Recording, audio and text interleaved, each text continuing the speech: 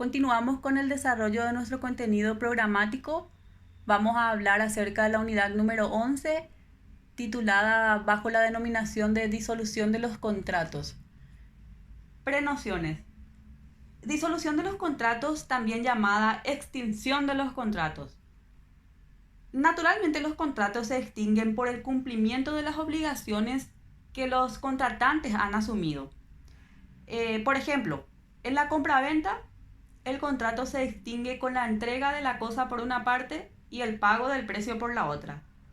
En el contrato de obra se extingue por la realización y entrega de la obra por el empresario y el pago de su precio por el dueño. También se extinguen los contratos por la imposibilidad de cumplimiento, por culpa no imputable al deudor, por ejemplo. Si se ha prometido la entrega de la cosa y ésta se pierde o se destruye, el contrato queda extinguido. Si la imposibilidad de cumplimiento se debe a un caso fortuito o de fuerza mayor, el contrato se extingue sin más y sin ninguna responsabilidad para quien debía cumplir la prestación. Pero si la imposibilidad deviene por culpa del deudor, este será responsable de los daños y perjuicios.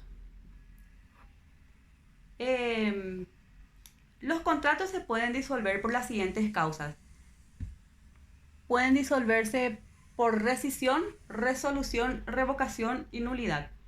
La rescisión, tenemos que saber que los conceptos de rescisión y resolución muchas veces aparecen confundidos, tanto que se los utilizan indistintamente. Sin embargo, existen marcadas diferencias entre ambas figuras que tenemos que saber. La rescisión es un acuerdo de voluntades por el cual se deja sin efecto un contrato. Por ello se le llama también distracto, puesto que el acuerdo de voluntades ha podido crear un vínculo jurídico, puede también aniquilarlo o extinguirlo. Por ejemplo, en el contrato de compra-venta mercantil, si el comprador devuelve la cosa comprada y el vendedor la acepta, en ese caso se produce una rescisión contractual. Ahora, la rescisión también produce efectos jurídicos y los efectos de la rescisión dependen de la voluntad de las partes. Las partes pueden acordar que el contrato originario quede sin efecto retroactivamente, con obligación de las partes de restituirse mutuamente todo lo que hubieran recibido la una de la otra. O bien pueden acordar que el contrato deja de producir sus efectos en adelante, quedando firmes los efectos ya producidos. Ahora, en cuanto a la resolución, tenemos que tener bien en claro que ella supone la extinción del contrato por virtud de un hecho posterior a la celebración del mismo, hechos que a veces es imputable a la otra parte, como es por ejemplo el incumplimiento, o que puede ser extraño a la voluntad de ambas partes, como ocurre en ciertos supuestos de condiciones resolutorias. La resolución también produce efectos jurídicos y ese efecto es que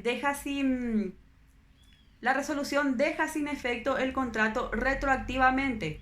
Su consecuencia es volver las cosas al estado en que se encontraban antes de la celebración del contrato.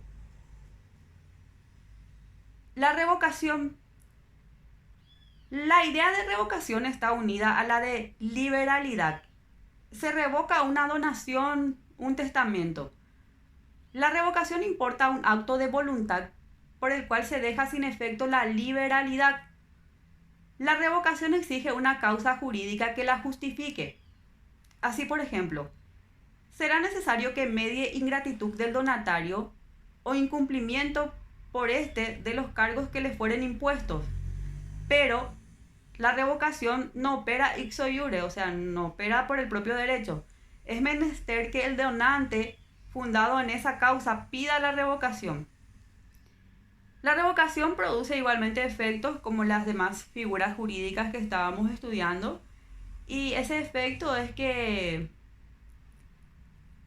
valga la redundancia, deja sin efecto el contrato retroactivamente. Esta regla es absoluta entre las partes. Y por último tenemos la nulidad.